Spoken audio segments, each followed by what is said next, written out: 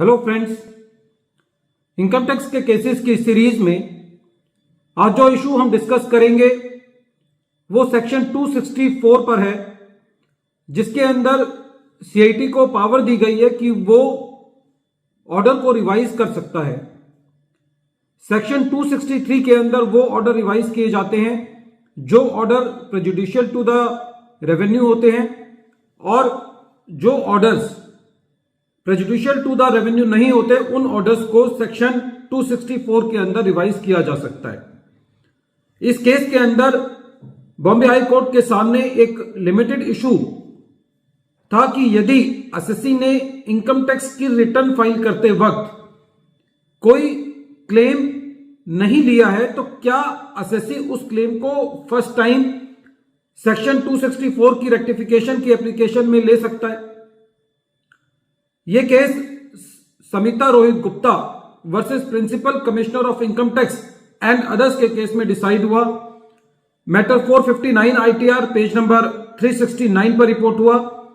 और केस का जजमेंट 28 अगस्त 2023 को आया। बहुत लेटेस्ट जजमेंट है। प्रेजेंट केस में एसएससी ने इनकम डिस्क्लोजर स्कीम के अंदर अपनी कुछ इनकम को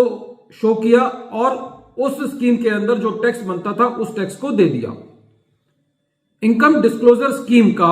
जो मोटे तौर पे कंसेप्ट था वो ये था कि यदि एसएससी ने कोई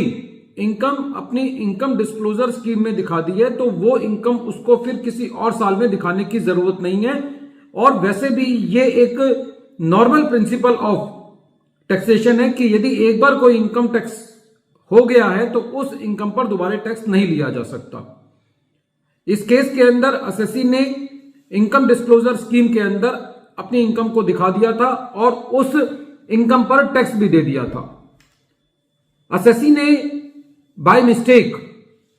जिस इनकम को इनकम डिस्क्लोजर स्कीम में दिखाया था उसको अपनी इनकम में दोबारे ले लिया और रिटर्न फाइल करते वक्त उस इनकम पर दोबारे टैक्स दे दिया। जब एसएससी को अपनी गलती का एहसास हुआ तो एसएससी ने सेक्शन 264 के अंदर principal commissioner of income tax के पास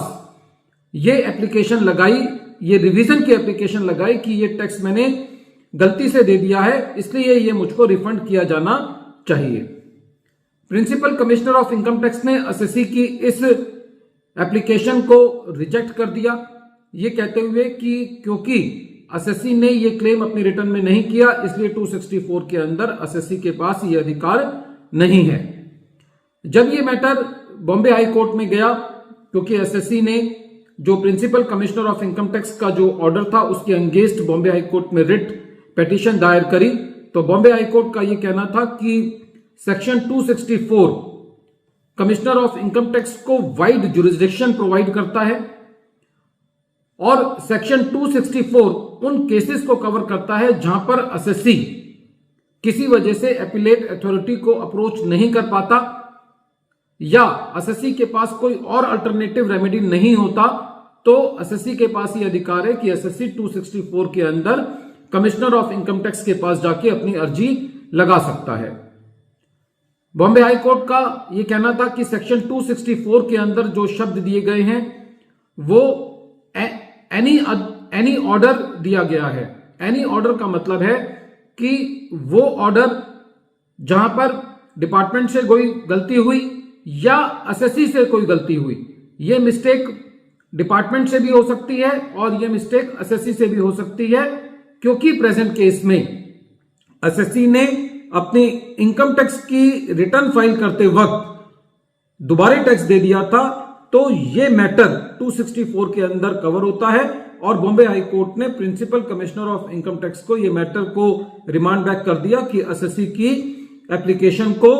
मेरिट पर सुना जाए। फ्रेंड्स, ये केस बहुत इंपॉर्टेंट है क्योंकि काफी बार ऐसा होता है कि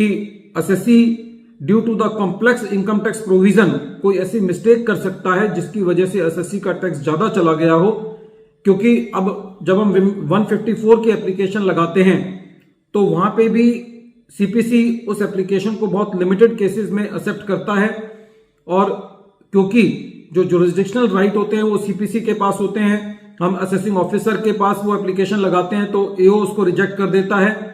तो ऐसी परिस्थिति के अंदर एक 264 सेक्शन एक असेसी के पास एक ऐसा ऑप्शन है जिसके अंदर असेसी अपनी बात को रख सकता है। वीडियो के अंत में एक बार फिर मैं केस का नाम रिपीट कर रहा हूं। केस का नाम है Samita Rohit Gupta versus principal commissioner of income tax and others, और ये केस 459 ITR पेज नंबर 369 पर रिपोर्ट हुआ। मैटर बॉम्बे हाई कोर्ट ने डिसाइड किया और इस केस का जजमेंट 28 अगस्त 2023 को आया। Thank you friends.